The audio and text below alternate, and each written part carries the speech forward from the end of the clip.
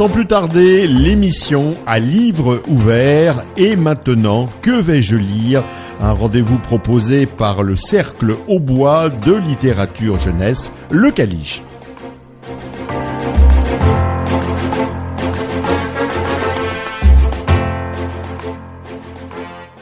Bonjour, Anne-Marie et moi sommes ravis de vous retrouver pour vous communiquer nos coups de cœur en littérature jeunesse. Ah, des coups de cœur, c'est pas ce qui nous manque, hein. Aujourd'hui, je vais vous présenter un album qui s'intitule Les Trois Petits Loups et le Grand Méchant Cochon. L'auteur en est Eugène Trivisas, l'illustrateur et l'illustratrice Hélène Oxenbury et l'éditeur Bayard Jeunesse. C'est un conte détourné, moderne, aux rôles inversés. La structure du conte original est respectée dans les situations, l'évolution, les petites ritournelles, avec une intensité toujours croissante et une résolution finale très humaniste, qu'on aimerait bien de la douceur, on aimerait bien avoir par les temps qui courent dans notre vie quotidienne. L'illustration est en teinte pastel, très douce, truffée de détails savoureux, amusants, humoristiques, qui marquent aussi l'influence anglaise. Par exemple, on voit les petits cochons boire le thé ou jouer au croquet. C'est vraiment très, très amusant. Il était une fois trois petits loups tout doux et câlins comme tout. Ils avaient la fourrure soyeuse, la queue duveteuse et vivaient avec leur maman. Le premier était noir, le deuxième gris et le troisième blanc. Un jour, la maman appela ses trois petits loups et leur dit: « Mes petits loups, vous êtes grands, il faut partir découvrir le vaste monde. Il vous faut construire une maison bien à vous. Mais surtout, méfiez-vous du grand méchant cochon. » « Ne t'inquiète pas, maman, nous allons faire très attention, » répondirent les trois petits loups. Et ils partirent. En chemin, ils rencontrèrent une maman kangourou qui poussait une brouette remplie de briques rouges et jaunes. « S'il vous plaît, vous voulez bien nous donner quelques-unes de vos briques ?» lui demandèrent les trois petits loups. « Mais bien sûr, » répondit la maman kangourou, et elle leur donna un tas de briques rouges et jaunes. C'est ainsi que les trois petits loups se construirent une maison en briques. Le lendemain, le grand méchant cochon vint rôder dans les parages et découvrit la maison en briques que les petits loups venaient de se construire. Les trois petits loups jouaient gentiment au croquet dans le jardin. Quand ils aperçurent le grand méchant cochon, ils coururent s'enfermer dans la maison. Le cochon frappa à la porte et grogna: « Petit loup, laissez-moi entrer !» « Non, non, non et non, » dirent les trois petits loups. « Par les poils de notre Barbichette et Barbichou, tu n'entreras pas chez nous, pas pour toutes les feuilles de thé de notre plus belle théière de Chine. Puisque c'est ça, je vais souffler, pouffer, pousser 1000 bouffées et je détruirai votre maison, » dit le cochon. Et il souffla, pouffa, poussa 1000 bouffées et même plus que ça, mais la maison ne bougea pas. Hélas, le cochon ne s'appelait pas grand méchant cochon pour des prunes. Il alla chercher sa massue et cogna sur la maison jusqu'à ce qu'elle tombe par terre. Les trois petits loups réussirent à s'enfuir avant que les briques ne leur dégringolent dessus, mais ils eurent vraiment très peur. « Il va falloir qu'on construise une maison bien plus solide, » dirent-ils. Au même moment, ils virent un castor qui préparait du béton dans une bétonnière. « S'il vous plaît, vous voulez bien nous donner un peu de votre béton ?» lui demandèrent les trois petits loups. « Bien sûr, » répondit le castor, et il leur donna des seaux et des seaux pleins à ras-bord de beau béton bien gris et bien épais. C'est ainsi que les trois petits loups construirent une maison en béton. À peine avaient-ils fini que le grand méchant cochon revint rôder dans le secteur et espionna les petits loups qui jouaient gentiment au volant dans la cour de leur nouvelle maison en béton. Quand ils le virent, ils coururent dans la maison et fermèrent solidement la porte. Le cochon sonna, grogna. « Petit loup, petit poltron, laissez-moi entrer, voyons !»« Non, non et non, » dirent les trois petits loups. « Par les poils de notre Barbichette et Barbichou, tu n'entreras pas chez nous, pas pour toutes les feuilles de thé de notre plus belle théière de Chine. Puisque c'est ça, je vais souffler, pouffer, pousser 1000 bouffées et je démolirai votre maison, » dit le cochon. Et il souffla, pouffa, souffla 1000 bouffées, et même plus que ça, mais la maison ne bougea pas. Et hélas, le cochon ne s'appelait pas grand méchant cochon pour des prunes. Il courut chercher son marteau-piqueur et détruisit la maison. Finalement, ils ont construit une troisième, ils se firent livrer un camion de fibres barbelées, des barres de fer, des plaques de tôle, des lourds cadenas d'acier, et le rhinocéros leur apporta aussi un peu plus de plexiglas blindé et des chaînes d'allure renforcées. Mais le grand méchant cochon avait de la dynamite, alors vous imaginez ce qui s'est passé. Oh, il doit y avoir un truc qui cloche avec nos matériaux de construction, dirent-ils après la démolition des 3 maisons. Les petits loups, il faut qu'on essaie autre chose, mais quoi? À cet instant précis, ils aperçurent un flamant rose qui marchait vers eux en poussant une brouette pleine de fleurs. « S'il vous plaît, vous voulez bien nous donner des fleurs ?» demandèrent les petits loups. « Avec plaisir, dit le flamant rose, et il leur donna des brassées de fleurs. » C'est ainsi que les 3 petits loups se construisirent une maison en fleurs.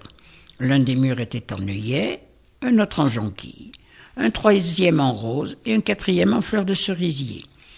Le plafond était en tournesol et le sol en marguerite. Il y avait des nénuphars dans la baignoire et des boutons d'or dans le frigo. C'était une maison assez fragile qui frémissait à chaque saut de vent. Mais c'était vraiment une belle maison. Mais tandis que le grand méchant cochon prenait une grande inspiration, prêt à souffler et à pouffer comme pour les précédentes, il sentit le délicieux parfum des fleurs. Et comme cette odeur lui coupa le souffle, il lui inspirait encore une fois, et puis encore une fois. Au lieu de souffler et de pouffer, il inspira si profondément que la délicieuse odeur finit par l'emplir entièrement.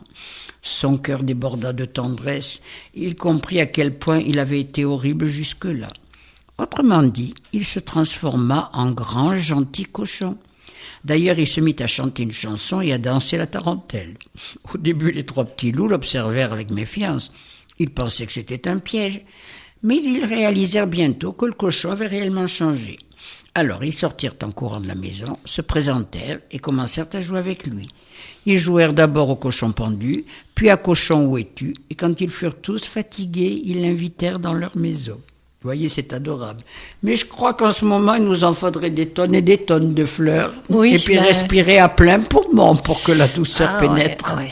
La situation est vraiment amusante. Il nous reste les papiers peints à fleurs, mais enfin, je suis pas sûre que ça fasse le même effet. Hein. On peut toujours rêver. Oui, allez. Bon. Allez, moi je vais vous emmener en voyage.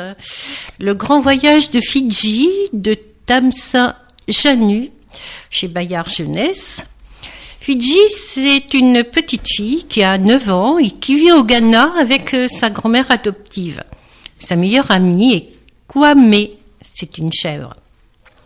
Mais quand sa grand-mère tombe malade, Fidji décide de partir en Amérique, là où on trouve les meilleurs médicaments du monde. La voilà partie sur les routes où elle rencontre un jeune garçon qui lui aussi s'est enfui de chez lui. Et Julius décide de l'accompagner.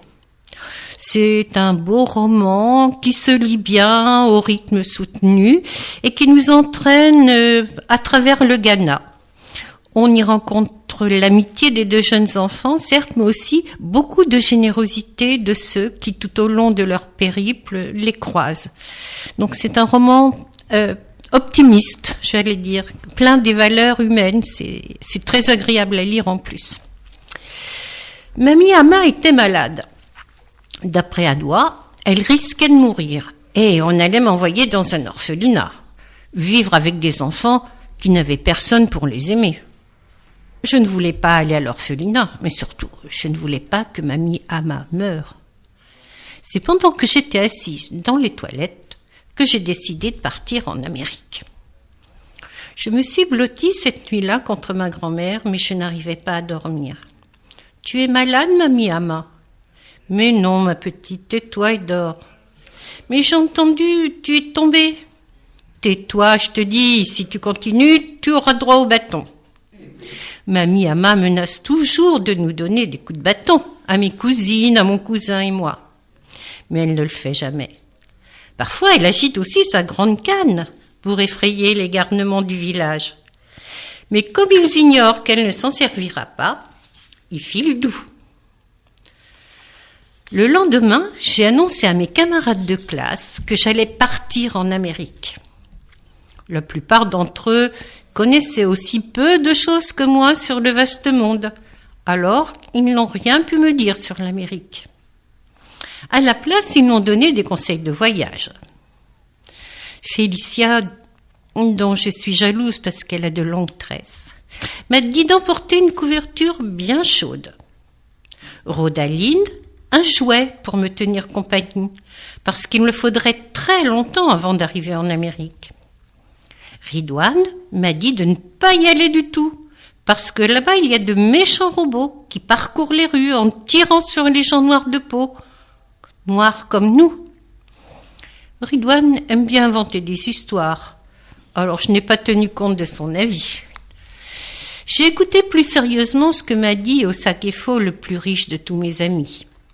Il s'appelle Eddie, un prénom pas courant ici, non plus parce que c'est un prénom anglais. Eddie nous permet de l'appeler Eddie tout court. Quand Eddie revient d'Accra, il accompagne Osago en voiture à l'école. Parfois, il m'emmène aussi. Mamie Ama a un bon métier. Elle est institutrice dans une école près de la mienne. Une école si petite qu'il n'y a pas de salle de classe. Les enfants suivent les cours à l'ombre d'un grand manguier. Quand il pleut, chacun rentre chez soi parce que le papier et les livres se détrempent et la craie s'efface au tableau. À la maison, l'électricité marche seulement de temps en temps.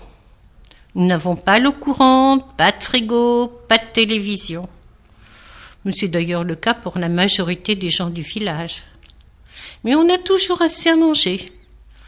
Même si je pense que Mamie Ama se prive parfois pour mes cousines, mon cousin et moi. Un jour, je lui ai posé la question et elle m'a répondu « Tais-toi, Fidji, finis ton foufou. Si tu recommences à dire des bêtises, tu auras droit au bâton. » Je savais très bien qu'elle ne me frapperait pas, mais j'avais faim. Alors, j'ai fini mon foufou. Voilà, si vous voulez suivre Fidji et son compagnon Julius à travers le Ghana, c'est vraiment un roman très sympathique, facile à lire et qui nous emmène dans un autre univers. Voilà, un très beau voyage mentalement par la lecture à votre portée. Alors n'hésitez pas, procurez-vous ces livres, soit en les achetant, soit en allant dans les bibliothèques. Ce n'est pas les occasions qui vont manquer. Et puis, si vous voulez vous replonger dans le plaisir de ce que vous avez entendu, n'hésitez pas à aller sur notre page Facebook. Nous vous souhaitons une bonne fin de semaine et vous disons à bientôt. Au revoir.